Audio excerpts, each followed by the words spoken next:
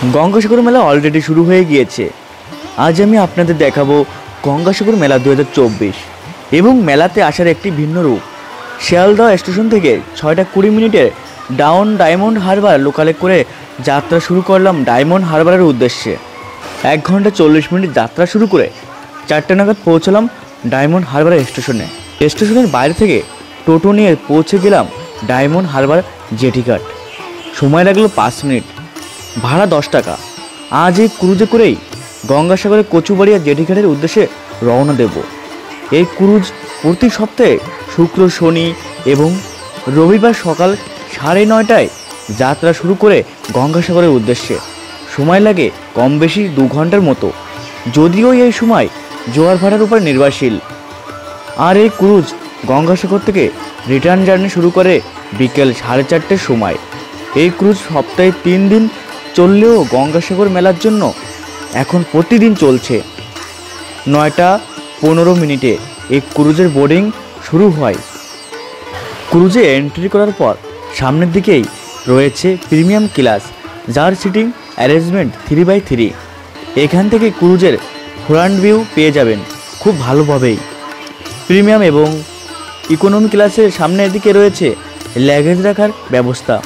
আর এই ক্রুজের পিছনের দিকে রয়েছে ইকোনমি ক্লাস, যার সিটিং অ্যারেঞ্জমেন্ট রয়েছে 4x3। আর ইকোনমি ক্লাসের ঠিক পিছনের দিকে রয়েছে 2টি টয়লেট, যা খুবই পরিষ্কার পরিচ্ছন্ন।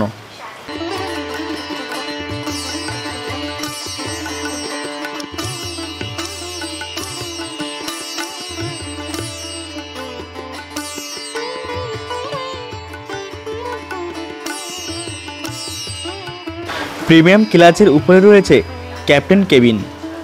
ক্যাপ্টেন কেবিনের ঠিক পিছনে রয়েছে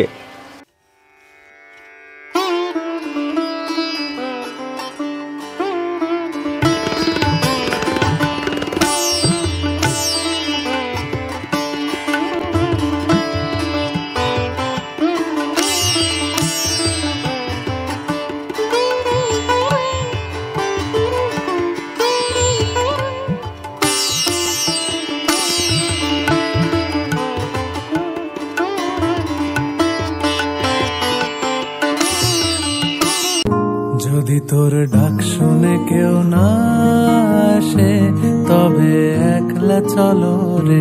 যদি তোর ডাক শুনে কেউ না আসে তবে একলা চলো রে।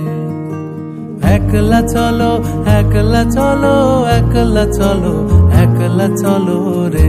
যদি তোর ডাক শুনে কেউ না আসে তবে একলা চলো রে।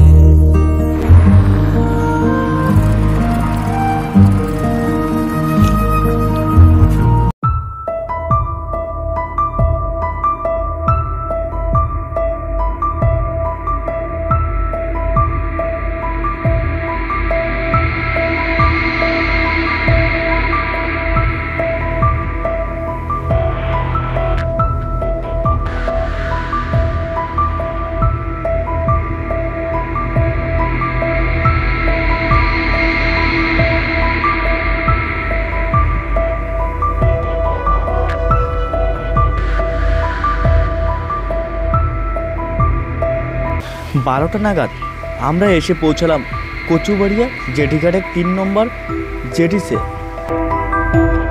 ম্যাজিক ভ্যানে করে চলে এলাম গঙ্গাসাগর। সময় লাগলো 40 মিনিট। পরন্ত বিকেলবেলা সমুদ্রের ধারে গেলাম।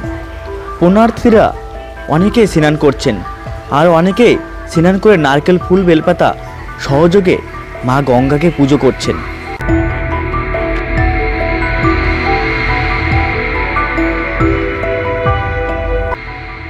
সন্ধে হতে না হতেই সমগ্র মেলা প্রাঙ্গণ রঙিন আলোয় সেজে উঠল।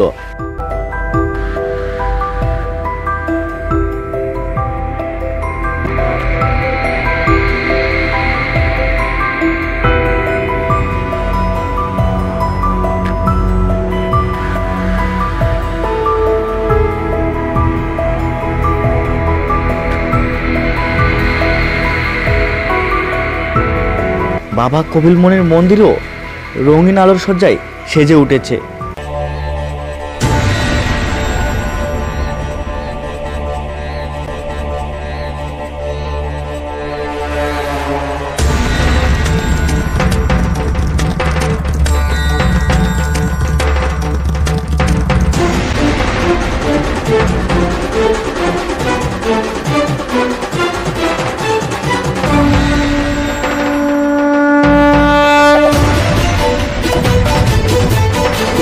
মন্দিরের ঠিক সামনেই রয়েছে সমগ্র মেলার ম্যাপ। মন্দিরের সামনে যে রাস্তাটি সমুদ্রের দিকে যাচ্ছে এটি 2 নম্বর রাস্তা।